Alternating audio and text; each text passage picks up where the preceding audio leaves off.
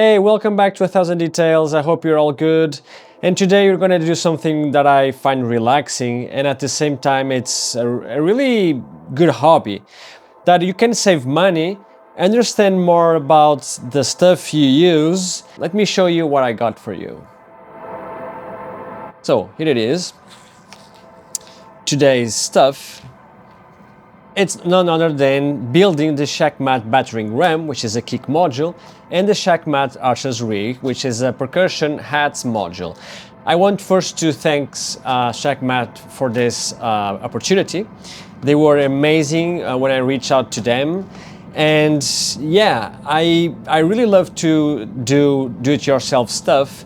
And I think it's a very good skill to have, because not only you can save a lot of money into doing do-it-yourself modules, for example, but at the same time, when you start to do them and understand what is going on and the components that you're using and all that kind of stuff, it really helps you to understand a little bit more how your instruments work. So I really like that. And let's start with a simple thing. I guess that, well, this is not very common on this channel, and I don't know if my audience is very into this kind of stuff, so I want to do a little bit of a rundown. Normally you can buy, there's some companies that sell full kits, others just sell the PCB and the panel, and then you have to source your, what is called bill of materials, or BOM, which we can buy from different sites, and then you assemble. But you need some tools. Like, you don't need to spend a ton of cash on getting a decent soldering iron. For about 40 euros, you can get a really cool one. I got one because I use quite a lot, which is a leeggooo FX888. This is very cool, very lightweight, and those are the things. And I will recommend also having isopropylic alcohol to rinse the flux and clean the stuff after you build. And if you're new to this and you want to learn more, Amazon sells small kits with through hole, which is the ones you have to put the components into holes, and they also sell what is called SMDs. So let's start this, and I'll try to do my best. I'll be watching on my side I can put it here, maybe it's a little bit more, no, it's more comfortable like this. There's always a building guide normally. If there's not a building guide, normally with the bill of materials, you get where are the places of those components on the PCBs, and that makes it very easy. So let's start this. I'm gonna start with battering ram. Like, the packaging is really cool. I like this. I was trying not to make a rock. God damn. Well, I tried. There we go. And let's get all of this stuff out. Let's go. Really neat package. Okay, I like this package. The manual. Oh, some stickers. Very cool. This is a very cool thing. Most of the do-it-yourself modules, even full kits, they don't bring anything else. Sometimes a sticker, but this is a cool thing. So I'm gonna put it aside.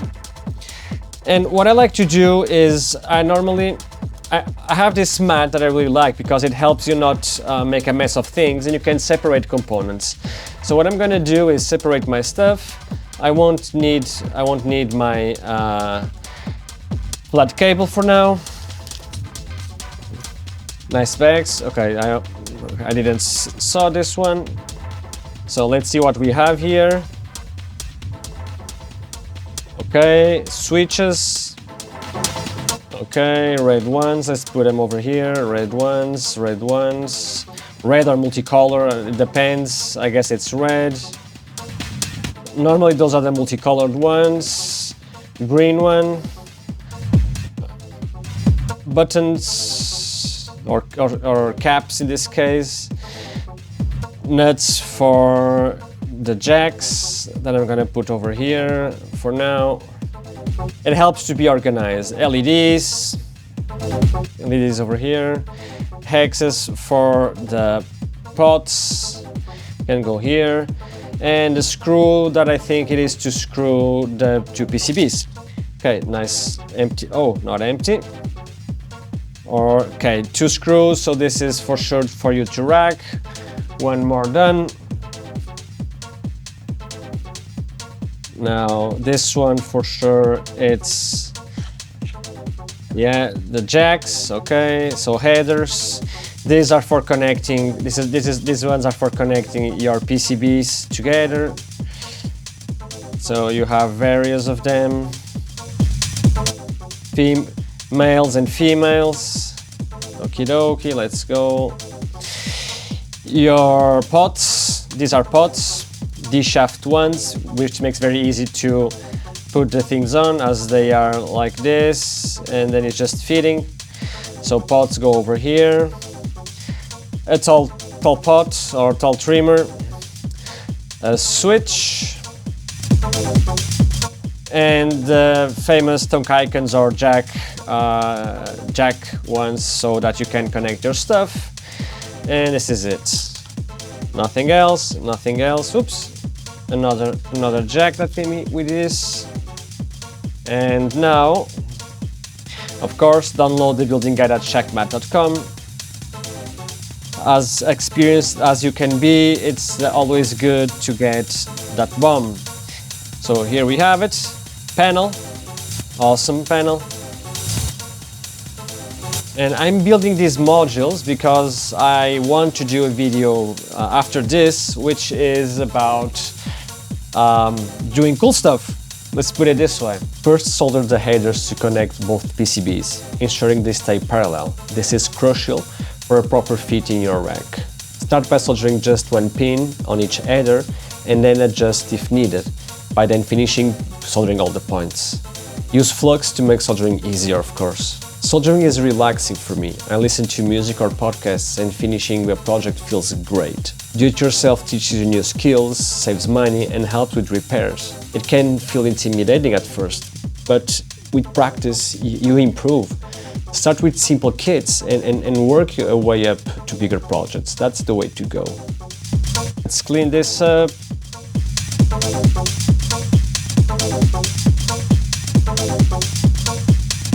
Well, it's just because flux stays in here, it gets dirty, it can go into the pots and stuff like that, and that's not something that you really want to do, in my opinion. Good, so now, page 6. Of course, separate the two PCBs. There we go. Good. So now we are gonna stick this one up. Now let's solder the power headers to give power to our module. Good. Now, on to what? Okay, so for sure now it will be population time. Now I'm going to populate the mechanical parts of the PCB and solder them one by one, just as the manual suggests. These kits are usually mechanical parts soldering, since the electrical components are already factory soldered. You just need to solder pots, headers and buttons. A good tip is to place the faceplate along with the parts before soldering. This way you can adjust everything to sit flush. Take your time, heat the pads properly and avoid cold joints, which happens when the pins don't fully connect with the vias. Tape is useful. Here, for example, I used Captain tape, which is heat resistant to hold the LEDs in place. Once you're done, clean the board, inspect all soldered joints. I had to fix a few because I didn't use enough solder or heat. Always check the PCB's diagrams and manual. Components like LEDs and diodes need to be placed correctly due to polarity. Double or even triple check before soldering. You can desolder, sure, but it's better to get it right the first time, right? Most importantly, enjoy the process. You're not racing against the clock. Focus on making solid connections with the pins without damaging components or yourself. But most of all, have fun doing something manual and understanding more about the stuff you're building. Let's see what I have to do. Turn on while holding. Gate and high pass, gate and high pass.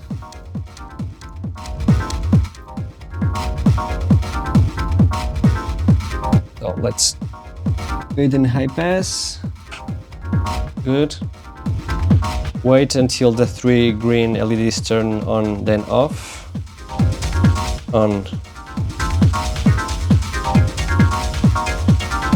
And then off. Okay. Turn off the module.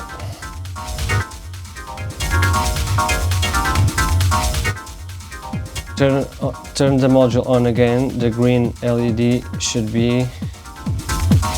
Turn the module on again. The green LED should be on 101 state. 101 state. True.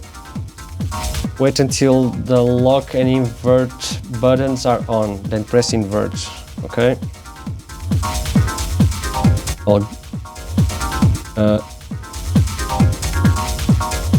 Okay. I guess I have to press invert.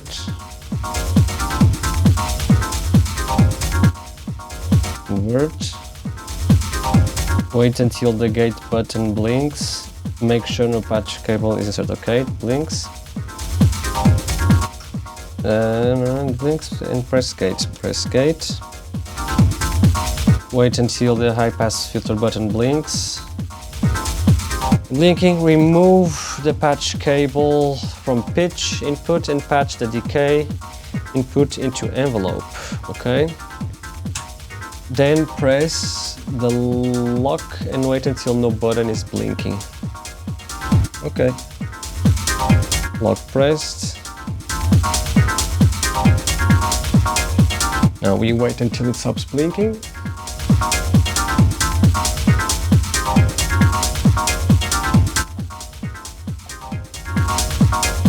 Nothing is blinking. Okay.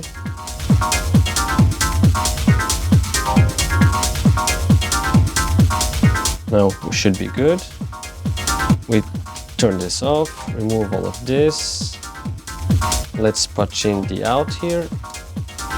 Let's bring it back in.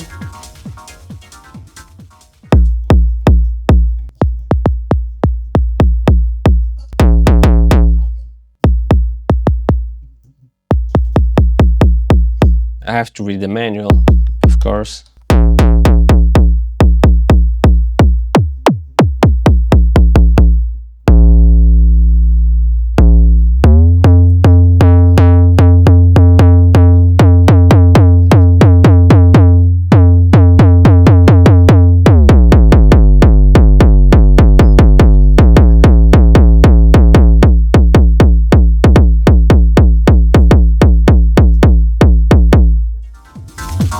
Good.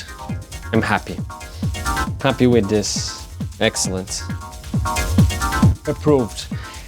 Build super easy, I guess. It's just the mechanical part. You don't need to solder any components like. Oh, there's a switch here. I'm gonna need to read the manual. So yeah, we need to tighten these bolts, these nuts better. Which is totally fine. And that's it. I liked. So yeah, good build. Easy enough. At least I think it's easy enough, at least for me. Even if you are starting, I wouldn't say this is a very hard build. You just need to be careful around the plastics. That's just it. And yeah, I liked it. And thank you, Shakmat, again. This is amazing. Sounds very good. I'm gonna go have a lot of fun with this one. I'll show it on a future one. So yeah, I'm gonna do something here. I'm gonna do a little tiny break, and then I'm gonna go build the Archer's rig. Okay. But I think I'm gonna go do it on speedrun mode. So I'm gonna speed up the builds, do my stuff, and then in the end I'll just make it sound so that everything should be okay. That's the idea here. Okay, see you in a bit, I guess. Okay, so now I'm gonna build the Archer's rig. Here it is. And yeah, let's do this on speed mode, and in the end I'll give it my thoughts. Let's go.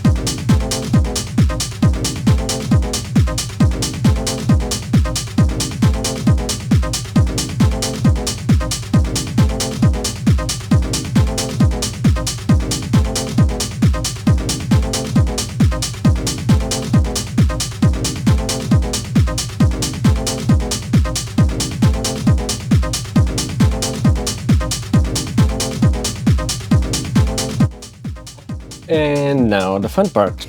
Let's see how does this sound. If I build it correctly, or I broke it.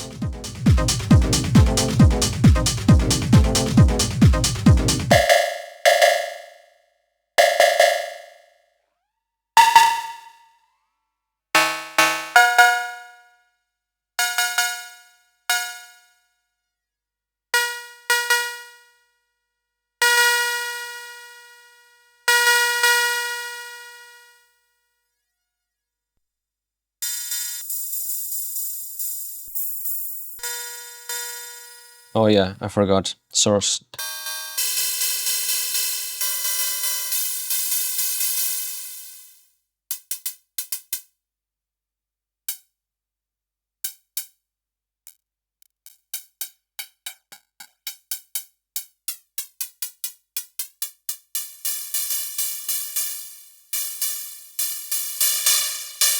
Yeah, this is good.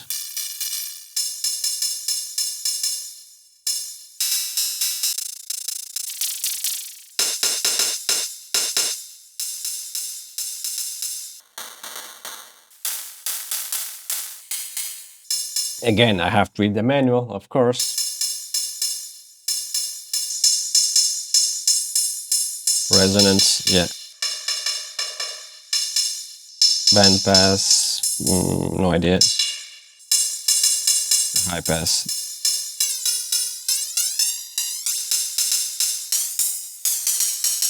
And there we go.